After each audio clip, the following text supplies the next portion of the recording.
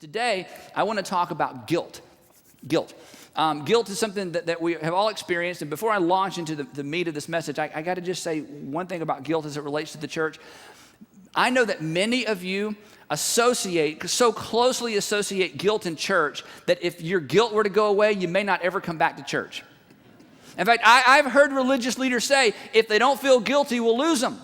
The thing that keeps us in business as a church is guilt. If we can't leverage guilt, why would anyone go to church? And some of you grew up in churches like that. In fact, you left the church because you thought, look, if I want to feel bad about myself, I can just go play golf. I don't have to go to church on Sunday morning. There are other things that, to take a shot at my self-esteem. Why do I need to listen to a preacher? Then they pass a bucket like I'm paying to feel bad about myself. Once you grow up, you think, forget that. And here's what I want you to hear if you don't hear anything else in this message, okay? When you read the New Testament, Jesus did not leverage guilt. He was not a dispenser of guilt. It just isn't there. And if there was anybody who could have done it and done it well, it was Jesus, because he knew the heart of men. Hey, everybody he met, he could have gone guilty, guilty, guilty, guilty, guilty, guilty, guilty, guilty. And let me tell you why. And listen to this, blah, blah, woo. He could have laid everybody out with guilt. If anybody could have leveraged guilt, follow me. I'll make you feel so guilty that you'll follow me, Jesus could have done it. But when you read the New Testament, it's not there. That's not what he leveraged. And here's why. This is huge. It is generally guilty people that leverage guilt to get other people to do things. Okay, just sit on that and talk that over lunch, think about your own life. It is generally guilty people who deal in the currency of guilt. Jesus was not guilty. He didn't deal in it. And see, if your whole take on religion is religion's about guilt to get me to do things I don't want to do, or to, overdo things, or to give because they're going to leverage guilt, I totally understand that. As a church leader, I apologize for that. It has absolutely nothing to do with Christianity. And if you're in an environment at work or at home that you don't have to be in, or, in a church, and somebody manipulates you and leverages you with guilt, as soon as you can get out, because guilt is extraordinarily unhealthy if left undealt with. Guilt becomes a heart issue, and guilt begins to impact not only you, but your relationship with people around you. It has nothing to do with a core tenet of Christianity. It's something that people have just used. And as soon as you can get out of an environment where you are leveraged with guilt by guilt, get out, because it will negatively impact your heart. And if you sort of abandoned church and God and the whole Christianity thing because of that, I apologize. But please, please, please, read it for yourself. Here's what the New Testament said, then I'll get back to the sermon. This is so huge. The New Testament says that it is your kindness, O God. It is your kindness, O God, that leads us to repentance. That God wants to lead you and I to change, not through guilting us into it, because it doesn't last anyway, but he wants to lead us to change through his kindness, not through his knowledge of our sin and his ability to leverage us. And so I just want to say, guilt is a disease. Guilt is a creature. Guilt is a monster. Guilt is a problem that needs to be remedied, not a permanent part of your experience, especially in the world of religion. Okay, now back to the message. Just had to get that off my chest. Okay, here's the deal. Guilt says, this is important, guilt says, I owe you. Guilt says, I owe you. I've offended you. I've stolen from you. I've lied about you. I've done something to you. I wrecked your home. I wrecked our home. I didn't show up when I was supposed to. I cheated on something.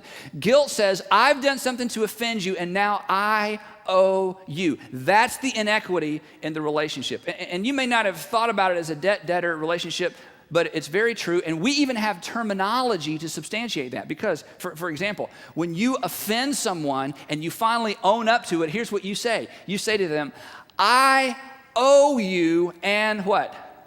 An apology. Something in you says, you know what? I've wronged you, hurt you, offended you, lied to you, ripped you off, whatever, and now I actually feel like I owe you something. Why? Because there is a debt-debtor relationship between the offender and the offended party. In fact, sometimes we say things like this, you know what? Let me make it up to you. I feel like I need to make it up to you. Why? Because when you offend somebody or hurt somebody or sin against somebody, you know there's an inequity, and there's something in you that says, okay, I've got to pay you back, okay? If you lie to someone, or let me just say this, every time you offend someone, hurt somebody, intentional or unintentional, there's a sense in which you've taken something from them every time. That's why there's an inequity. For instance, if you lie to somebody, you have robbed them of the opportunity to make a decision with all the information. If you're a parent, you understand this. When your children lie to you, I mean, you're mad enough that they lied and you're disappointed that you raised a liar, but you know what the real offense is? When your children lie to you consistently, or if your spouse lies to you consistently, they have robbed you of the relationship, because you cannot have a relationship with someone who won't tell you the truth. The relationship disintegrates. When you lie, you rob someone of a relationship. Every time you offend, hurt, somebody, there's a sense in which you've taken something from them. If a man or woman runs off and leaves their family, they've robbed their children of the opportunity to be put in bed tonight by their mom or dad. They've robbed their spouse of the opportunity to keep the marriage intact. They've robbed, their family of reputation and possibly resources. Whenever you hurt somebody, whenever you offend somebody, whenever you wrong somebody, this is real important, you've taken something from them. You've caused an inequity in the relationship. There is a debt-debtor relationship, and you know that. And guilt is just that inner sense in your heart where you know, I did something wrong, I have something that doesn't belong to me. There is an inequity in my relationship with somebody out there currently or in my past. That's what causes guilt. Now, that's what guilt is, but that's not how we really experience guilt. What we experience in terms of guilt is this. Guilt is experienced like a weight. It's like a weight that we carry around, or a burden we carry around. And we feel it that way. In fact, that's why if you've ever wronged somebody and you finally got confronted with it, or you finally went and confessed that, I'm the one that took that, I'm the one that said that, I'm the one that sent that email. Once you confess, here's what you would say. You'd say, you know what? I feel like a weight has been lifted off of me. I feel like a burden has been lifted. I feel freer, even though I'm embarrassed and, now people know what I do. On the inside, I just feel better, because guilt is experienced like a weight or a burden that we carry around. But here's the part that we don't anticipate, and you may push back on this, but something to think about. Here's the real problem. The weight that I pick up in college and don't deal with, I carry with me into marriage. And the weight of guilt that you pick up on a business trip, you carry back into your family. And the weight of guilt that you may pick up in your marriage, you carry with you into your relationships at work.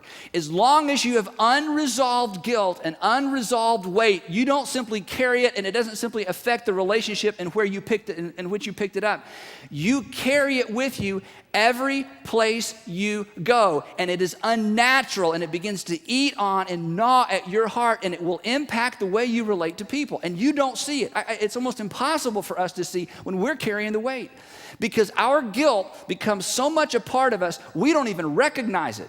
It's just something we've carried for weeks or months, or in some cases years, and we carry it from season to season to season, and the people around you, when they talk behind your back, they go, there's just something wrong. He's got that, she's got that edge. She's got that deal.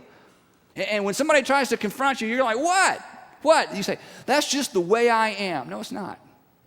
Because when you carry unresolved guilt because of something you've done, something you've taken, an inequity you created between you and somebody, even if it's a long time ago, you carry that guilt into all your relationships. Now, let me take it even a step further. Underneath guilt, if you were to unpack your guilt, do you know what you would find in there? Anger. Anger. And do you know who you're angry at? You do, don't you? Who are guilty people angry with? Themselves. That's right. I let me down. I swore I would never, and I did. I swore I would always, and I didn't. I went into that job with these kind of values and ethics, and the first or second time I had an opportunity to take a big step up, I sacrificed my ethics in order to do it. I told her I would always, and I didn't. I promised my kids, and I haven't. That you see, as you peel back your guilt, and again, this is like you're going, whoa, just psychobabble. We'll get to the Bible part in a minute, so just hang with me, okay? This is going to help you, okay? Listen. If you were to peel back your guilt, what you'd find is that ultimately you're mad at you. You're angry with you. You didn't meet your expectations. You weren't the man you thought you would be. You weren't the woman you thought you would be. You weren't the father you swore you would be. You're not the husband you swore you would be, the mother you thought you would be. You've let your parents down, and you're angry with yourself and you're carrying that anger, and I'm just telling you, anytime you carry anger, it is not isolated to the event in which you picked it up. You carry it with you into every relationship, and as we're going to see in a few weeks, you carry it with you into almost every season of your life until you figure out a way to put it down.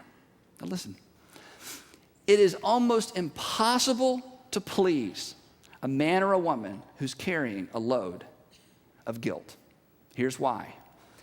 Because since I didn't live up to my expectations, I'm not going to allow you to either. Since I disappointed me, I'm going to find a way for you to disappoint me as well. Since I'm not the man I thought I should be, I'm going to make sure I find a way to assure myself that you're not the man that you think you are either. Now, I'm telling you, if you're carrying a load of guilt, there is almost no way for you to see this, but I promise the people that live with you, work with you, and are around you understand this and see this. And they can't understand why they can't ever measure up and they can't ever match up and why nothing's ever good enough for you. And you say, well, I'm a perfectionist. And you defend it. Well, daddy's just trying to help you and mama's just trying to help you. I would challenge you. Because I tell you what, if there was anybody in the world who could have led from that perspective, it was Jesus Christ, and he did not do it because he was not a man or a leader who carried unnecessary guilt. Your disappointment with you, my disappointment with me, creates an anger and creates a burden and creates a weight that impacts all the relationships we have with the people around us. And you see, I know what you think. Trust me, there's a sense in which I think, well, you know what? I don't have any choice. I just have to carry this with me. I can't change the past. I can't change what I did. I can't change what I said. I can't change where I didn't. I can't change the fact that I broke those promises. And I just have to carry this around with me. And besides, I don't think it really impacts me. I don't think it alters my personality or the way I respond or react to things. I'm just going to carry this with me. And all I want you to hear me say today is this. Guilt is a heart issue. And guilt eats at your heart. And it grows in the darkness. And it is dissipated and destroyed by the light. But the notion of bringing those secrets out in the light scares some of us to death. You see, there's really only two options with guilt. Since it's a debt that you owe, there's only two things you can do, really. You can repay the debt, find the person you stole from and return what you took, but that's almost impossible, isn't it? How do you return a reputation? How do you return a first marriage? How do you return, I wasn't there from the time you were 12 to 18. How do you return that? How do you return things that happened years ago? How do you return things that are intangible? How do you return relational issues? How do you return, fear? I'm going to do something so you weren't afraid back then. It's almost impossible. But the only two ways to get rid of this are to return what was taken, or to ask the person you took it from to cancel your debt. And both of those things require something that a lot of us aren't very good at and has often been misunderstood. Both of those things require confession. Confession breaks the power of guilt. Confession breaks the death grip that guilt has on our hearts. Confession is like a big light that shines down in those dark places of our heart where all those creepy things crawl around and continue to impact the way we relate and react to people. And confession is like a light that exposes those things and has the power to clean it out. One more thing, we're going to look at a text. Listen to this. This is so important. Listen. Part of your struggle, if you're carrying a load of guilt, is that you want so desperately to forgive yourself. Let me just tell you something. You will never, ever adequately forgive yourself as long as your guilt is a secret. You will never, ever be able to come to the place where you totally free yourself and forgive yourself for what you've done until you first confess openly to the person you stole from. It just won't happen.